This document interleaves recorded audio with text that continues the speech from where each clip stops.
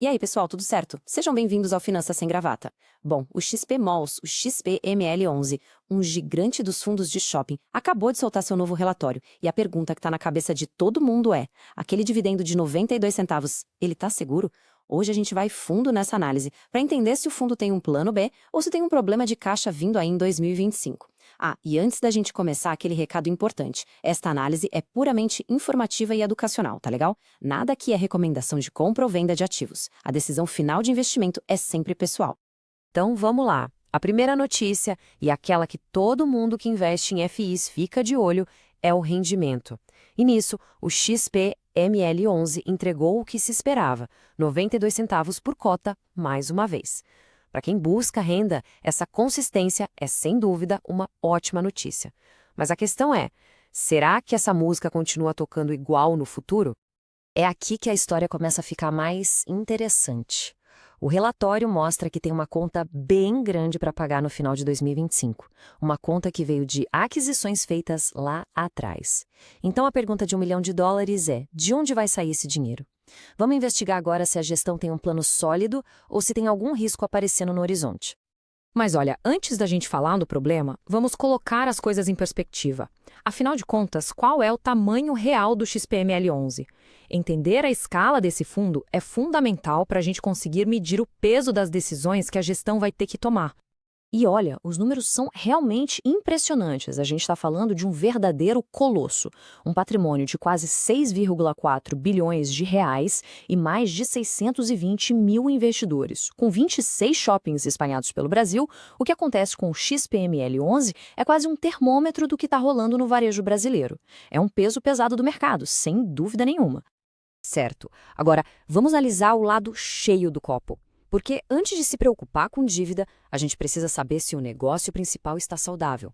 A operação dos shoppings, o dia a dia, está gerando resultado? E a resposta, como a gente vai ver agora, é um sonoro sim. E os números são bem animadores.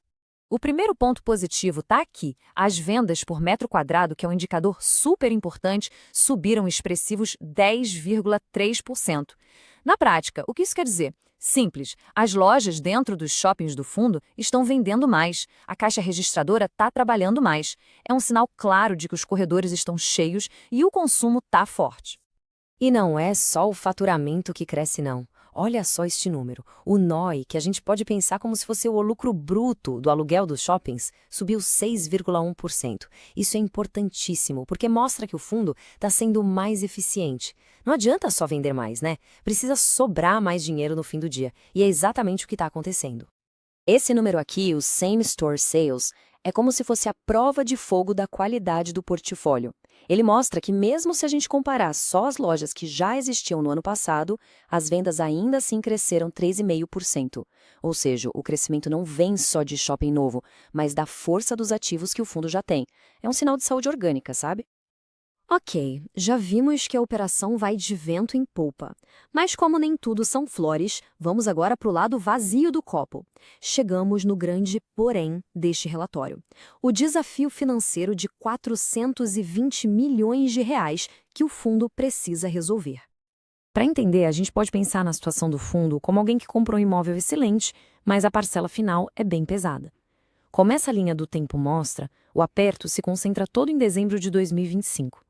São duas parcelas grandes para pagar, 63 milhões do Jundiaí Shopping e uma bolada de 630 milhões do portfólio Cion.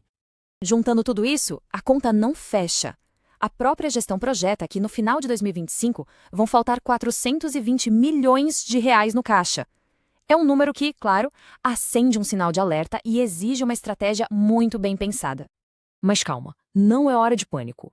A boa notícia é que a gestão não está parada esperando o problema acontecer. Ela não só identificou a questão, como já colocou na mesa um plano com 3 possíveis saídas para resolver essa equação. Basicamente, a gestão tem 3 cartas na manga para levantar esse dinheiro. E é importante a gente analisar cada uma delas, porque a escolha que for feita vai impactar diretamente o cotista. A primeira carta, e que parece ser a favorita da gestão, é a venda de ativos. Para um fundo de gestão ativa como o XPML11, reciclar o portfólio, ou seja, vender alguns shoppings para comprar outros, faz parte do jogo. E a gestão já deu um passo bem concreto. assinou um pré-contrato para vender 9 participações. E o mais importante, o relatório diz que essa venda, se acontecer, resolve 100% do problema.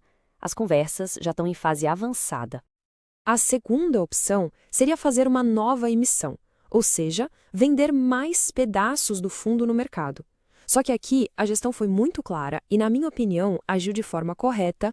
Isso está fora de cogitação enquanto a cota estiver sendo negociada abaixo do seu valor patrimonial. Vender cotas a R$ 105 quando elas valem 113 seria como vender uma nota de 100 por 90. Prejudicaria o cotista atual e a gestão já disse que não vai fazer isso.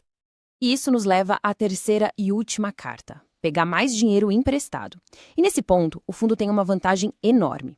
Pensa no Loan to Value, o LTV, como o limite do cartão de crédito. O LTV do XPML11 é de apenas 8%, enquanto o mercado acha saudável um nível de até 30%. Ou seja, o fundo tem muito limite disponível para tomar dívida sem se complicar. É uma opção totalmente viável e segura, considerando a situação atual. Ok, então, a gente já analisou os pontos positivos, o grande desafio e as soluções que estão na mesa. Então, qual é a conclusão que a gente tira disso tudo? Vamos juntar as peças e montar o quebra-cabeça do XPML11 para o investidor. Resumindo a ópera, a situação é a seguinte. De um lado, a gente tem uma Ferrari, que são os shoppings, com um motor operacional roncando forte, gerando ótimos resultados.